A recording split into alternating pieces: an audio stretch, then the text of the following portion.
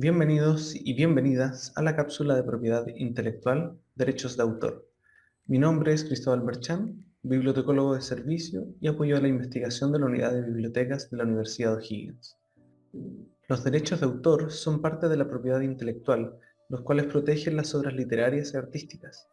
La Ley 17.336, comillas, protege los derechos que, por el solo hecho de la creación de la obra, adquieren los autores de obras de la inteligencia en los dominios literarios, artísticos y científicos, cualquiera que sea su forma de expresión y los derechos conexos que ella determina. Esto quiere decir que desde el momento de creación de una obra, sea cual sea, la ley reconoce el derecho de autoría de la obra creada, sin importar si la obra es difundida o no. La persona es dueña de su creación. Pero debemos comprender que los derechos de autor solo protegen la obra, no la idea detrás de ella. Por ejemplo, un grupo de superhéroes salvando el mundo de una amenaza del espacio exterior es una idea que cualquier persona puede tener, no así los personajes específicos que vivirán esas aventuras, siendo estos los que están protegidos por derechos de autor. Existen dos facultades de los derechos de autor: los derechos morales, que son a perpetuidad y se refieren a la relación del o la autora con la obra, y los derechos patrimoniales, relacionados con la explotación comercial o aprovechamiento de la obra. Los derechos morales contemplan los siguientes puntos: paternidad, y es que el autor siempre será el mismo, así los derechos patrimoniales se hayan cedido, y a su vez, si han pasado más de 70 años de la muerte de él o la autora, su obra se vuelve de dominio público. Integridad. El autor se puede oponer a cualquier tipo de cambio en la obra. Ineditud o divulgación, donde el autor es quien decide si da a conocer su obra. Modificación, que significa que el autor puede hacer las modificaciones que desee, incluso permitir a terceros terminarla. También existen los derechos patrimoniales, en los que se consideran la reproducción, que permite obtener ejemplares nuevos de la obra a partir de diferentes mecanismos. Distribución es el derecho mediante el cual el autor o titular autoriza distribuir su obra.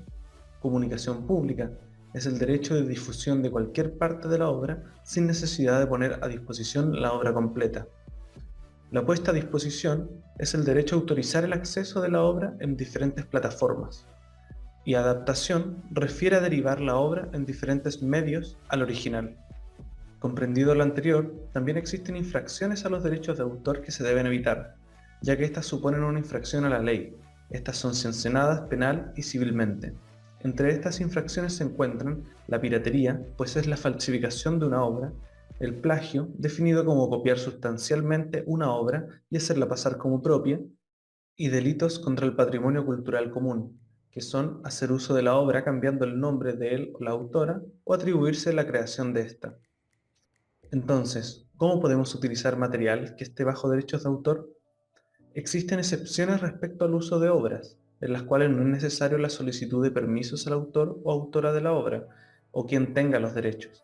Entre estas excepciones destacan la comunicación al público de la obra en espacios domésticos, educacionales y culturales, siempre y cuando sea sin fines lucrativos; la crítica e investigación, donde está permitido el uso incidental y excepcional de una obra protegida con el propósito de criticarla, comentarla, caricaturizarla, usarla para enseñanza, interés académico o investigación, siempre que dicha utilización no constituya una explotación encubierta de la obra protegida.